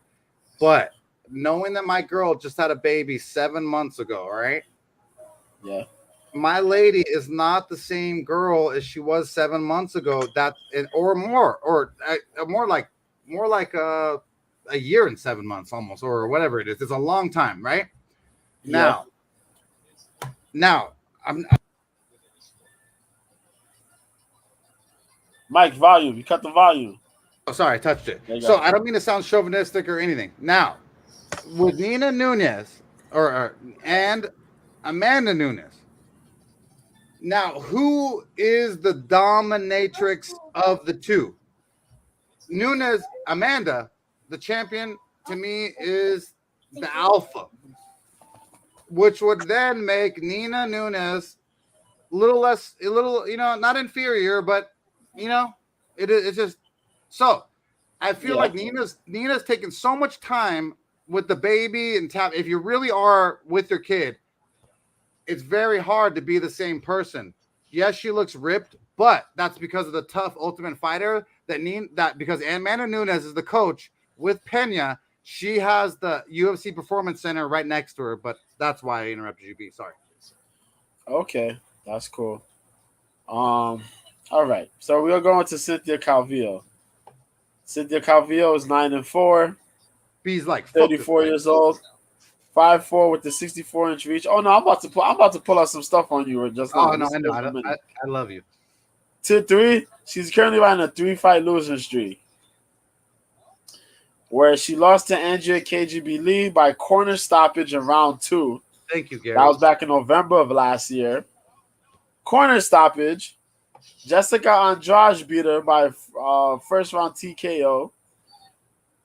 And Caitlin Chukagian beat her by unanimous decision. She beat Jessica I beforehand. She was grappling. She had a draw between Marina Rodriguez. And she beat Courtney Casey last couple fights there. Shout out to the new Gary in the chat. Got it. So now we got Calvillo. Calvillo got her striking. She got relatively okay striking. Jiu-jitsu Gary, you better be hype. Her big bread and butter. She going up against Nina Nunes. Nina Nunes. 36 years old. 5'5" with the 64-inch reach. Representing Western Florida. Out of American top team. Currently having a 2-fight losing streak. Now, the last time we seen her fight, she fought Mackenzie Dern. Jay, back in 2021. Look at JJ's comment. Nina's drunk. She had the kid, so she's been drinking. That's why she looks ripped. She's You're such an idiot, JJ. JJ, you can't breastfeed. You can't breastfeed and be drunk, fool. Sorry. She lost via armbar back in April of last year. No problem. She fought Tatiana Suarez and lost by unanimous decision back in 2019. That was the fight where Suarez was winning, and then Suarez damn near lost the fight in the third round because Nina started teeing off on her head. And that's what led to Tatiana being out for so long, actually. Due to that neck injury and shit like that. After that, she kind of was on a 4-fight win streak where she beat Claudia Gadelia, Ronda Marcos, Angela Hill, and Joycelyn Jones-Leibarger. Who had the neck injury? Tatiana Suarez. Oh, yeah, sorry. Remember? I thought you were talking about Calvillo. Sorry. Oh, no. So, we're stuck in this fight. Now, Nunes hasn't fought in a while. She had the kid back in April. Well, yeah, after April, she had the kid, She became a mom and all that. Congrats. Time off. But she's been training. She was training while being a mom. She was training and coaching. This fight, Nina got to play the takedown defense pretty well. Do her thing on defense because she strikes. She has a really good output level. She throws a pretty high level strikes. She managed to output Angela Hill their fight. A couple good fighters she's managed to outpoint and outstrike. Takedown defense is a little iffy, but she's gonna need that against somebody like Cynthia Calvillo. Now, I wanted to pick Cynthia at the beginning of this fight. The fucking problem is that Cynthia lost to Caitlin Chukagian. Then she got TKO'd. Don't disrespect my girl from New York. By Jessica Andrade. But the shit that had me upset was that she sat and quit on the stool against Andrea KGB Lee. What in the holy fuck was that? Yeah. She lost the first round and did not want to go back to fighting. That second round happened, and she said, I can't do this no more. I quit. I can't do this. I can't. What? Yeah, she's moving up to 125 from 115 here, Jay. Good catch. And that is a fucking thing that I don't like. That bothers me a lot. That's like that Max Rosh comp shit. Who did that just the last Hey, time in the so UFC so fight? I she's forgot. ripped. She's ripped, but she went up in weight class. Seems weird. So that's the other bit. A lot of that fat, man. That's that fat. You know what I mean? A little bit of an easier cut, so you make get a little bit of that muscle build. So I think if Nina can manage to defend the takedowns, because Cynthia's gonna pretty much go in with low leg kicks and jabs. That's her shit, and the occasional head kick or push kick. That's Cynthia's shit. If she's not getting her takedowns off, I think Nunes will have the ability to outstrike Cynthia Calvillo for sure. It'll all come down to if she can defend the takedowns. With that said, I was a little shaky on this fight. But I'm going to take Nina Nunes on this one, man, over Cynthia Calvillo. Man, I may eat shit, but I'm taking Nina Nunes over Cynthia Calvillo. So we finally got the first time that me and Mr. B disagree, just the hair, but this is no bet, don't care. Right now, the odds makers have Cynthia Calvillo at a -140 favorite, plus 130 favorite for comeback for the underdog Nina Nunes. Cynthia Calvillo opened up at a -170. She's been bought down a little bit, so people are believing in Nunes. I don't believe in Cynthia that much, and I don't believe in Nunes that much, and so fuck. It's man. I gotta fucking I talk too much shit about Nunes, so I gotta go with Cynthia Calvillo. I feel like she's just got a little higher ceiling. I feel like the kid just does take a little bit too much time knowing that with my family. And so with that said, I'm going with Cynthia Calvillo. I feel like she wins the decision, but we shall see next week. The next fight of the night is Jared Vanderaa takes on Chase Sherman. Yes, take that fight, because this was the second fight that I had a problem with due to the high levels of shittiness that it produces. I don't even no disrespect to Jared Vanderaa, but what the fuck, man? Jared Vanderaa and Chase Sherman. I don't know, man. I have people that like Jared Vanderaa, and yes, respect to them, you know what I mean? But from what Jared Vanderaa's produced in the last couple fights and what we see from Sherman, I don't know about this fight, bro. I really don't know. But yeah, you take that, because there's nothing. There's not much to take. You explain it, man. Go ahead. Well, hit our breakdown, man. Jared Vanderaa is bigger by a little bit, 10 pounds. Same height. Reach advantage goes 2 inches of Jared Vanderaa. There's no fucking way ever in my life that I could ever bet Jared Vanderaa. Ever. We bet Alexei Olenek last time. Jared Vanderaa was so ridiculous that he didn't have the fight IQ to do what he should do. Lost that fight. We cashed that bet, even though it was scary. They have Vanderaa at a -200, -192 favorite, plus 177 comeback for Chase Sherman. Yeah, that sounds right. Yep. I don't even agree. I've got to go dog or pass here. I think I like Sherman better. I don't like either of them. If I had to pick two, the one that I like better is Chase, and I don't like either of them. It's so hard for me to break that down because there's nothing to say. They're both like almost the same fighters. Sloppy, big, they're not the best striker, not the best jiu-jitsu player. What the fuck do you say about these two? And I'm sorry for the cursing and for the lack of knowledge on these two, but there's really not much to go off of with these two. But I would have to go Chase Sherman with the dog money, I guess, at heavyweight, because it's a coin toss anyway. What do you say, B? Yeah, I hated this fight. I hated when I seen this fight on the card. It got me upset, really upset. I don't know what to say. This is the low level of the heavyweight division, man. Jared Vanderaa has not produced as much as I wanted. He did have that good fight against Justin Tafa. I give him credit to that one.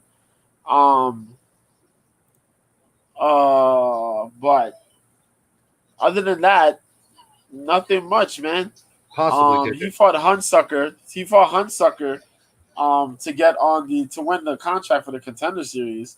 And that was because he finally got a takedown. And that was the only takedown I think I've ever seen him go for in his run in the UFC. Chase Sherman, on the other hand, this is his third run. They had cut him. They brought him back on a 4-fight contract. They gave him extra money on top of his fight his whatever he was making to fight Romanov his last fight. He can stand up and strike, but either this man quits on himself or his cardio is crap after the second round. Somewhere between the second round into the third round, his cardio becomes crap. And for a guy who's just throwing punches, like, yo, what the fuck, man? Like, how do you fade out that bad? This guy took up bare knuckle boxing. That cardio should have been worked up a little bit more, considering he did a lot of boxing in between him coming back to mixed martial arts and shit. But it is what it is, man. I would want to lean towards Chase Sherman, but Chase Sherman is so sketchy. So sketchy. I really don't know. I don't know. If you want to bet this, be brave and bet it. You're going to have to go dog or pass, then go dog or pass, man. Because this shit right here, this shit called goofy because I don't know who decided to make this matchup because this shit is goofy, bro. I can't believe that's on the main card. So facts. With that said, we'll move on to something better. It's Sayed Nigurmardov is taking on Douglas Silva de Andrade. Yes. Jumping in that first B. Yes, because I don't know what the fuck was that last one. So we got Said Nigurmardov versus our boy Douglas Silva de Andrade. So we'll get to Douglas first, man. Now we got Douglas Silva de Andrade, man, 37 years old, 5'7", with a 68.5-inch reach, representing Brazil. Currently riding a 2-fight win streak. Affiliated with that NFT Castanhal. That's a spot in Brazil. Last 2 fights, he fought Sergey Morozov, the dude that won last fight out. He beat him by rear naked choke, 3 minutes 34 round 2. He beat Gaetano Perello by counter left hook, 2 minutes 4 seconds in round 1. That was pretty dope. He lost to Lerone Murphy, though, before that by unanimous decision. Lerone is a beast. He beat Henan Barao by unanimous decision. That shit was pretty dope. That was back in, 2019. He lost to Peter Yan by corner stoppage. That was kind of a cut. He beat Marlon Vera, unanimous decision. Andrade is a short guy, but he's big. That motherfucker is massive. He got a lot of muscle mass on him, boy. Just a big old brute. But he's going up against Said Nigurmardov, man. And we know the Magomedovs like to train and hustle together. 15-2 with Said, man. 15-2, 30 years old, 5'8", 70-inch reach, out of Russia, man. Currently riding a 2-fight win streak. Out of Dag Fighter, that's the gym, which is associated with American kickboxing, Khabib, Islam, Umar, what's that other guy? The guy's name? Saruki. Oh shit. Y'all know who he was involved in the Conor fight, but I forget his name. But yeah. Last 2 fights, he beat Cody Stamen, 47 seconds round 1 with the choke. He beat Mark Strigo with a left hook ground and pound.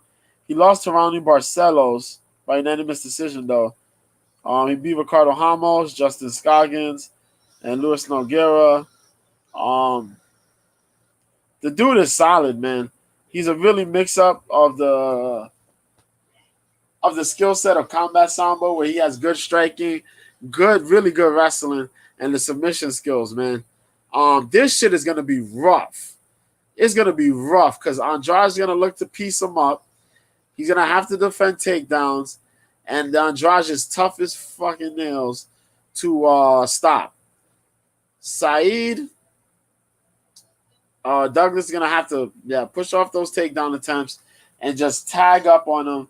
Whenever Said tries to engage in some wrestling, counter grapple a little bit, and try to get some submission attempts on him just to scare him a bit. But you gotta avoid some of this sneaky striking from Said, man. It's gonna be a rough fight to watch. somewhat exciting fight to watch, though. But my lean is on that man, Saeed Nurmagomedov, man. I think Saeed's going to get it done.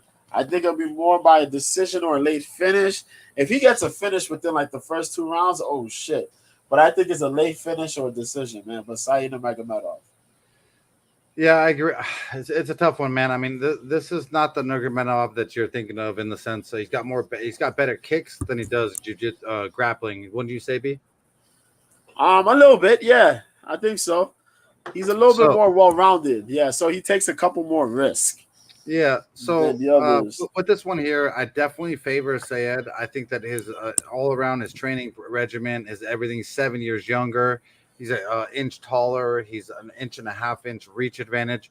Definitely has almost every single advantage other than experience and then possibly power for a little bit. Douglas Silva de Andrade is super powerful in the sense of, man, this dude, when he throws or when he does something, he means business. And so that's the only thing that really worries me. But if you look at the weigh-ins, it looked like Sayed was just so much bigger, so much stronger. But you got to remember, Douglas Silva de Andrade has gone the distance with Lerone Murphy, who I'm super high from the UK, who's a really good striker. Peter Yan, yeah, he got stopped, but that's Peter Yan. And then Rob Font, guillotine choke, and which makes me really not like him. I don't like nappers or tappers. So I'm going Sayed Nurmagomedov, probably by decision. I'm not sure if he can get a finish here because I just feel like that Douglas Silva de Andrade is too strong. The next fight of the night is Kyle Barallo is taking on Armin Petrosian. I'll let you jump in it first, B. Oh, you can take it. I'll jump in after. Get it? All right. Yeah, you get it. All right. The first no. You want me to get it or you get it? Yeah, you get it. We're good. Sometimes I like to end or I like to end on the main event, so that's why I threw it. Okay, so I'll take it then. Fair enough. I'll take it then. We'll take it then. Kyle Barallo versus Armin Petrosian. This is a 185 fight. And interesting enough, both these dudes come off the Contender Series, man. So let's go. We got the natural Kyle Barallo. I think Mike is not really into this guy. I don't know. Before I think he wasn't quite into him because you didn't like the way he looked. Kyle. No, he's because good, he looked like a nerd. He looked a little nerdy. That's what he does look like a nerd. Does look like a nerd. Definitely. The natural, man. 29 years old, 5'10" with the 75-inch reach out of Sao Luis, Maranhão, Brazil. Currently riding a 10-fight win streak out of Fighting Nerds. That's his MMA gym. Fighting Nerds, yes. All the guys are geniuses. Fighting Nerds. I don't know. Last fight he had against Gadzi Omar Gadziev. Let's go. He won by a decision. It was a technical unanimous decision because something happened somewhere in the third round that stopped it early, if I remember correctly. And so he got the win. That's what had happened. It was 2 fights that got stopped early on that card, if I remember correctly. I forgot who the other one was, but yeah, his fight got stopped early because of some shit that happened, like an eye poke or some shit. But yeah, so he won that. Before that, he was on the Contender Series of last year. He beat Jesse Murray with strikes from the top, from top mount. Minute 41 in round 1. He beat Aaron Jeffrey on his Contender Series. That was the first Contender Series fight. He was on there twice. He won unanimous decision, but they didn't like the fight. You know how it looked. They wanted to finish from him. That was back in September. He fought Jalton Almeida in grappling and submission circus. That's a good grappling match. Y'all should check that out. But he beat Waldemar Santos, unanimous decision, and Carol Quiros, unanimous decision. Tevio Sagas, guillotine choke. The guy has a high-level fight IQ. Let's just be real with it. High-level fight IQ, pretty fucking strong, good grappling, good striking, understands level changes and distance. Really good patient approach to fighting. He's a guy that you would like to coach. He's going up against Armin Petrosian, though. Yes, he's going up against Superman Armin Petrosian. 31 years old, 6'2" with a 71-inch reach out of Krasnoyarsk, Russia. Currently riding a 3-fight win streak out of Academy MMA. Primary stance is Muay Thai. He's a kickboxer. his debut official fight was against Gregory Rodriguez, where he got a split decision back in February. I thought Gregory was piecing him up. Then he started piecing up Gregory, like in the end of the second, towards the third round. They gave it to him over Gregory, kind of upset. Kalion Kolev, he kicked that man, nasty ass head kick to ground strikes in the first round on the Contender Series show. Alexander Zemlarkov, he beat that man with punches 15 seconds into round one. His only loss was against a guy by the name of Hassan Yousefi, who was 7-3. He beat Dmitry Minakov, which actually means something because Minakov's pretty good in Russia. Beat that guy with body kicks. But let's keep it 100, man. Armin is a kickboxer. He's slowly learning the rest of the aspects of mixed martial arts. Kyle Barrio already is pretty well-rounded in this game of mixed martial arts. As I said, that man has a really solid fucking fight IQ. Knows his distance and all this shit to bring together. Armin is working his takedown defense somewhat, but he will be getting taken down quite a bit. Rodriguez kind of showed that in his fight. But he is strong, and when he comes back with a lot of horsepower, a lot of power in those fucking body kicks, man. His leg kicks are some serious shit. Whether it's a head kick or a body kick, really good stuff. Really good tie-ups. And really good mid-range, close-range fighting as well. Because, you know, he has the Muay Thai, but he likes to do a lot of traditional kickboxing in the mix. I think, though, that Cal has the takedown ability to make this nasty, and I think he has enough power and knowledge to keep Armin tied up every time he gets a takedown, whether he's going to need more than one or just one. But I think Kyle Barrio is going to take this one. I'll take Kyle. A little bit more skill set than Armin. Yeah, but who knows? But yeah, I mean, you broke it down as best as you could. It's definitely a weird one. With both them, like they don't have like the best experience in the sense of like, you know, Kyle was 11-1, but the people that he's beaten, you know, besides the Contender Series, those are the best guys. But before that, you know, the guy was 7-0, 2-0, 5-2, 4-11, 1-1, 2-0. It's hard for me to like jump on so high of competition versus a guy like Armin Petrosian, who called himself Superman. He's 7-1 himself, but same thing goes for him. He took on Gregory Rodriguez, who I am high on. That's why I do like Petrosian in the situation, especially at dog money. But other than that, like everything other than the Contender Series and UFC, 0-0 the guy he beat. He lost to a guy who was 7-3-1. He beat a guy who was 4-1. He beat a guy who was 8-0. A guy who was 2-3-1. You know, that's not the best situation to be betting on in the sense. But Petrosian at dog money, I feel like he is going to be a little bit better of a fighter than they're making him out to be, especially when they're disrespecting him on 5 dimes. Kyle Barallo is a negative 225 favorite, plus 205 comeback for the underdog Armin Petrosian.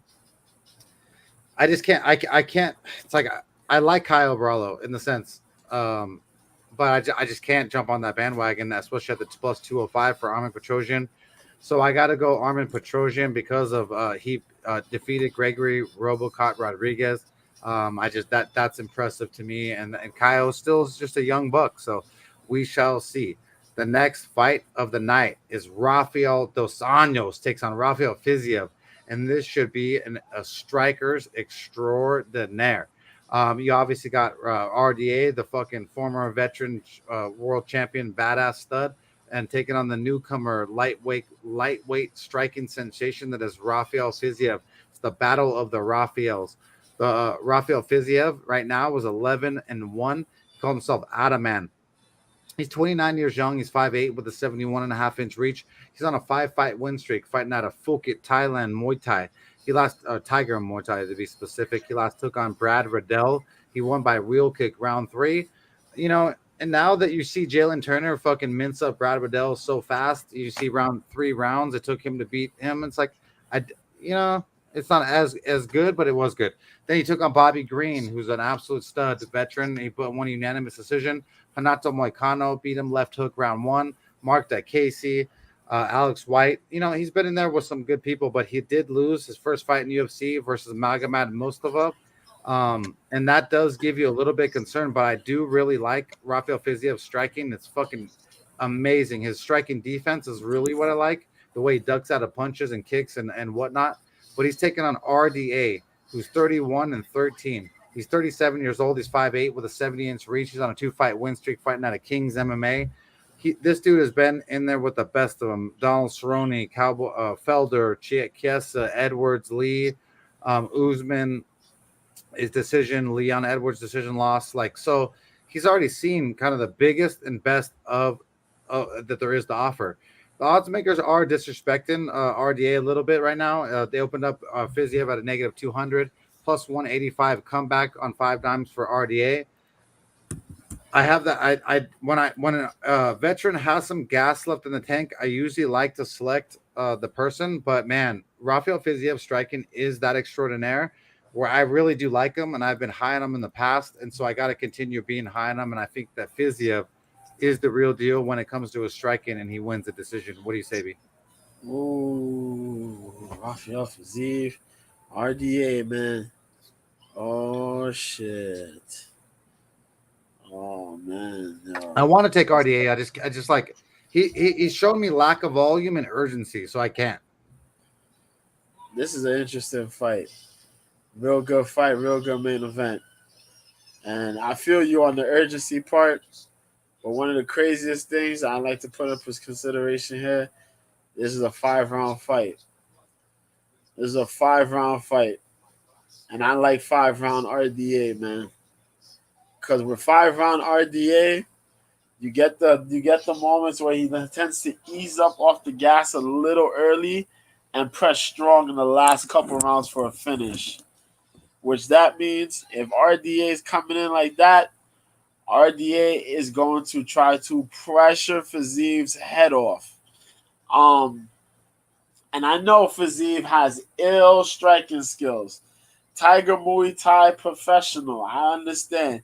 He takes the trips out and he's training with those mofos, kicking trees and being embodied in the whole Muay Thai Thailand element. I get that shit. So I know those strikes are different. Those strikes hit different. When he hits you with some shit, you're going to feel that shit. And RDA, 5-round RDA, I like. But I wonder how much damage RDA can take in a 5-round fight going up against a striker of Fiziev's caliber. That's the shit that scares me. Those are the types of things that scare me. And the fact that if this man Fiziev could get the striking on early, he'll dictate the rest of this fight. True. If he gets his striking off in the first 2 fucking rounds, it's over. The way he can, it's over. Then and he's going to rule the rest of this fight. Yeah. And it's going to be bad. It's going to be bad for RDA. Those body shots are going to hurt bad. The occasional jab and counter striking from Fiziev is going to hurt bad. Yo, it could go to the point where Fiziev might try to clown RDA just to prove a point. But as I say, RDA has been through some rough patches, man. He's finally having a big fight at 155. We got to see if the old dog still got tricks in him. And he'll go out there and do his damn thing, man. My heart says RDA. My brain says Fiziev. He's not talking about fucking video games, JJ. And last week on my co-main and main event picks, my heart said my heart said Max and Cannonier, and my brain said Volk and Izzy, and my brain was right. So I'm going with my brain again, and we're taking Rafael Fiziev to close this out here on this card here against RDA, man. And it may go down to a possible finish here. I could see a finish happening somewhere in the 3rd round, man. If Fiziev is really on his points. If he's my boy JJ likes the under at plus 155. RDA is too durable, and so is the other dude. So it'd be hard for me to be jumping on that. If the under is at 1.5 on a 5-round fight, that is kind of weird in the sense. It would make me almost maybe want the over. But you do not know. So I appreciate all you guys being here and tuning into Cope's Corner and making it what it is. We would not be the show without you. Please like, subscribe, and do what you can on Facebook, YouTube, and Twitter. Until next time, Mr. B, you want to shoot out your Twitter handle and whatnot and where the people can catch you? Man I said Counter-Strike. I'm out. Yes, I know about Counter-Strike. FZ got abilities. I was wrong. That was the 1.5, a negative one, an under 1.5 on the fight before that. So I took that wrong for JJ. So okay. But yeah, man, you can catch me on Twitter, Mr. B at Mr. B 1986. Man, drop some questions or whatever you want to say. What's up to me on the DMs? I'll answer. I'm on OK Live this weekend. We're gonna be trying to watch this joint, so catch me. Profile same as Mr. B. I got a picture of Jessica Rose Clark. I was supposed to change it last week. I'll probably change it before I get on. You better change that shit. I love Jessica Rose Clark. Win or lose, man. I love her too on her back. You know, but it's just that loss hurt, man. But it is what it is, bro. I appreciate you being here, Mr. B, and shooting the shit with me. And until next time, my dude, I appreciate you, man. Yes, sir. Good night. I appreciate all you guys who make Cope's Corner possible. Like I said, the sponsor of the show, Melon Brand Hat. It's MELIN. Spliff Seats Amsterdam, FokiStuff.com, Sua Law Group from 805. I really appreciate all you guys who make the show possible. And until next time, let's fucking go, baby.